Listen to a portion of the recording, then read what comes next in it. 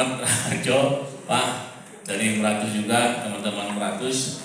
Yang saya hormati juga Pak Stephen dari Meratus, Jakarta. Yang sangat kami sayangi, Abang Muda kami, Bapak Odi Sitanggang sebagai Ketua Forwami.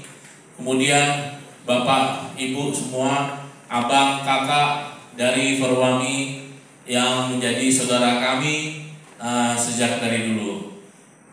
Lapor Pak Budi, saya itu sejak tetap umur tahun 96-97 saya udah kenal sama beliau nih.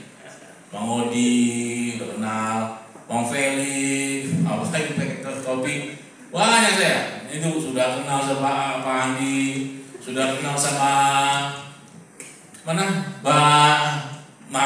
Ini peringatan di belakang pakai baju biru.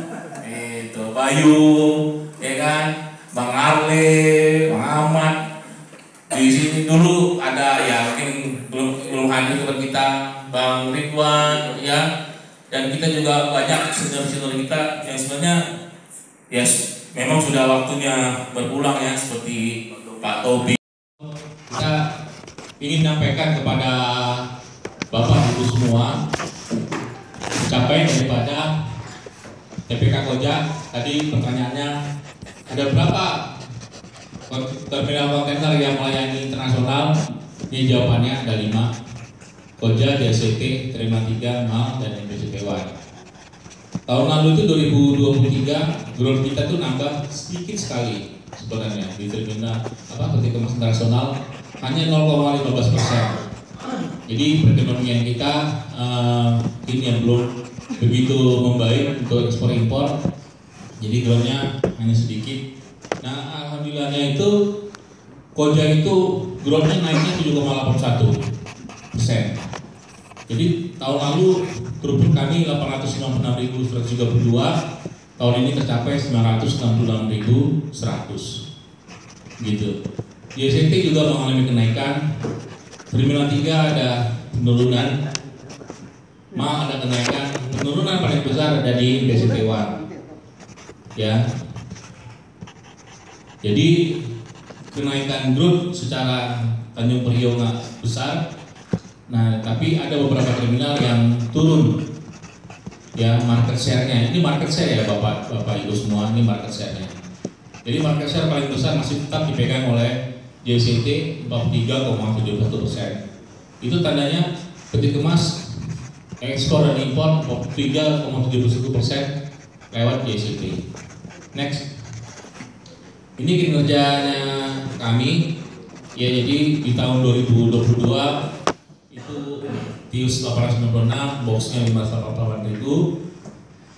Alhamdulillah ya, kita ini realisasinya baik secara RKA maupun realisasi tahun lalu kita membaik ya. Kalau tadi dibilang ini kebetulan yang datang kemarin itu dari SPTP adalah Pak Saul Gurning ya, Bapak mungkin Pak kenal Bapak Haulwan Saul Gurning. Ketika dia melihat alatnya sudah tua, sebenarnya tua itu tidak berarti sudah tidak bisa kerja. Selama tua itu masih bisa di maintenance, selama masih bisa dirawat dengan baik ya, karena yang namanya umur alat itu masih bisa diperpanjang. Yang tidak bisa diperpanjang adalah umurnya kita ya Bapak Ibu ya. Ini kalau alat masih bisa itu. Namun tetap saja TPK Koja insya Allah tahun depan paling lambat 2 tahun lagi akan mendapat 3 unit kontainer crane super post Panamax yang baru ya. Pencapaian tertingginya itu di bulan September itu ada 92.826 TEUs. Next. Jadi ini ocean going kita naik 8,86 ya, dibanding investasi, banding RKA naik 4,94%. Tapi kalau inter islandnya turun, sebenarnya ini kelihatannya besar, tapi secara jumlah ini tidak signifikan, jadi nggak pengaruh. Kenapa ini terjadi? Inilah yang menjadi pekerjaannya Pak Budi dan Pak Stephen gitu ya. Karena selama kemarin itu misalnya ekspornya 100 itu kapal domestiknya datang ke Koja, bongkar di Koja, baru naik kapal naik lagi di kapalnya di Koja. Sehingga walaupun sebenarnya tujuan dermaganya bukan ke Koja ya Pak Budi ya, tapi ke tempat lain, ataupun mungkin mau ke Terminal 3 atau mau ke Terminal 2.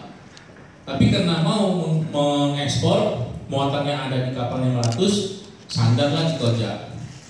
Tandanya apa? Kapal itu harus melakukan double berthing namanya, 2 kali sandar, 2 kali pusing, 2 kali biaya, ya Pak Budi ya.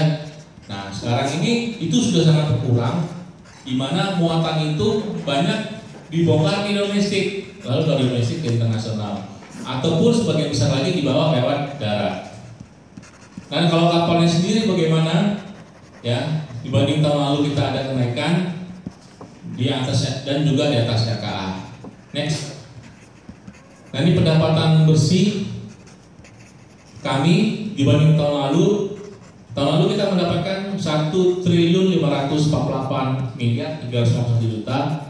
Tahun ini tercapai 1.622 miliar 335 juta. Tapi masih di bawah anggaran.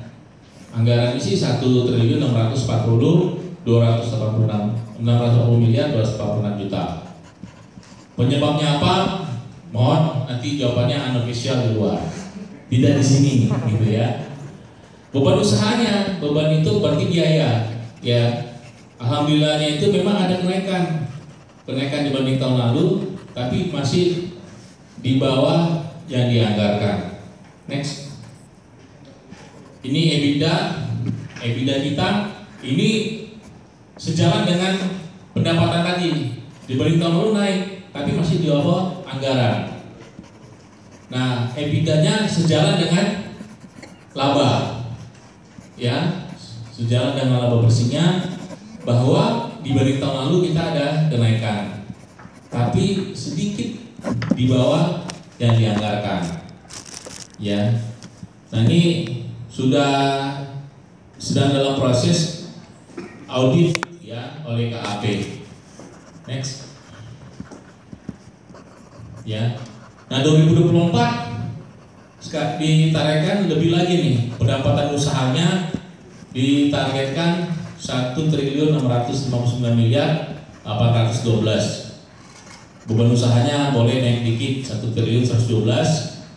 Nanti labanya ditargetkan 228 miliar 528 juta.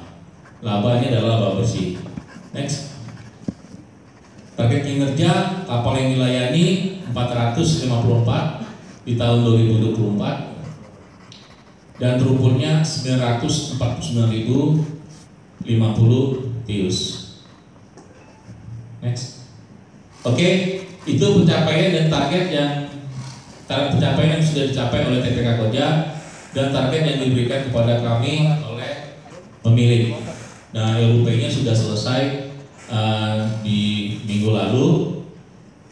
Kami memohon sekali kepada Bapak Ibu dari Formami, ya saudara-saudara saya dari wartawan, untuk mendukung kami, gitu ya, mewujudkan apa yang tadi kita sudah sampaikan, bantu kami ya untuk bisa mencapai tersebut. Caranya seperti apa? Nah, caranya adalah ya tadi memberitakan, mungkin menyampaikan kepada kami kalau misalnya ada yang kurang, ada yang perlu disampaikan. Ya, tolong juga memberitakan sesuatu itu yang tepat, yang benar kepada media, kepada khalayak umum dan seluas-luasnya. Demikian yang saya sampaikan dari pemaparan dari saya. Silakan nanti sambil selesai dari Pak Budi pun, kalau ada yang ingin ditanyakan, silakan ditanyakan, gitu ya. Bisa bertanya kepada saya, juga bisa bertanya ke Pak Budi. Kami kembalikan kepada moderator.